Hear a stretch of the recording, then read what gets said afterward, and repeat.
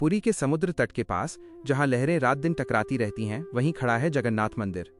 आज इसे 4 धामों में गिना जाता है, लेकिन इसकी शुरुआत किसी साधारण राजा के आदेश से नहीं हुई थी, बल्कि भगवान की इच्छा से हुई थी। कहा जाता है कि कई सौ साल पहले ओडिशा के राजा इंद्रद्युम्न को स्वप्न आया। स्वप्न में भगवान विष्णु ने कहा, मैं नीलाचल में प्रकट होना चाहता हूं, लेकिन पत्थर में नहीं, लकड़ी में। मुझे वहीं स्थापित करना जहां समुद्र की हवा मुझे छू सके। राजा ने इस स्वप्न को हल्के में नहीं लिया। उन्होंने नीलाचल पर्वत की खोज शुरू करवाई। उसी खोज में उन्हें एक अजीब नीम का पेड़ मिला, जो न तो सूखता था न सड़ता था। उसी लकड़ी से भगवान जगन्नाथ, बलभद्र और सुभद्रा की मूर्तियां बनाई गईं। लेकिन शर्त एक थी, मूर्तियां बनाने वाला कारीगर काम के दौरान किसी को दिखाई नहीं देगा। अगर दरवाजा खोला गया तो मूर्तियां अधूरी रह जाएंगी। कई दिनों तक भीतर से ठक ठक की आवाज आती रही।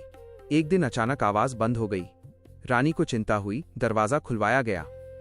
अंदर मूर्तियां थीं, आंखें बड़ी, हाथ अधूरे, पैर नहीं।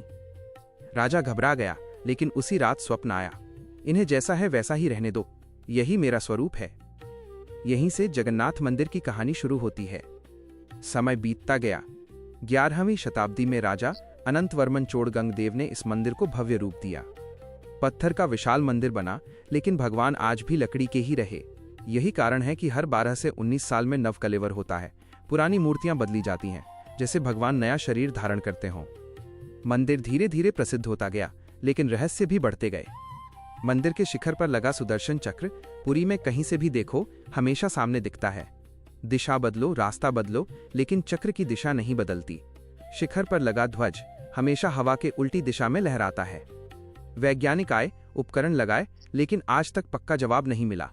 मंदिर की रसोई दुनिया की सबसे बड़ी मानी जाती है। हजारों लोगों का भोजन एक साथ बनता है। चूल्हों की कतार में ऊपर रखा बर्तन पहले पकता है, नीचे वाला बाद में। और सबसे अजीब बात, जैसे ही कोई सिंहद्वार में प्रवेश करता है, समुद्र की आवाज अचानक गायब हो जाती है। पीछे मुड़ते ही वही आवाज फिर लौट आती है। सबसे बड़ा दृश्य तब होता है जब रथ यात्रा निकलती है।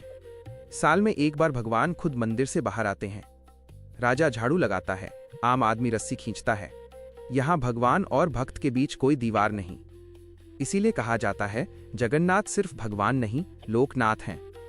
आज भी रात के समय गर्भगृह खाली रहता है। कहा जाता है कि उस समय भगवान विश्राम करते हैं, इंसान वहां नहीं जाता। और शायद इसी वजह से जगन्नाथ मंदिर सिर्फ एक इमारत नहीं, बल्कि आस्था, रहस्य और विश्वास का जीवित प्रमाण है। अगर ये कहानी अच्छी लगी हो तो वीडियो को लाइक, शेयर और चैनल हॉरर पोल इंडिया को सब्सक्राइब जरूर करें।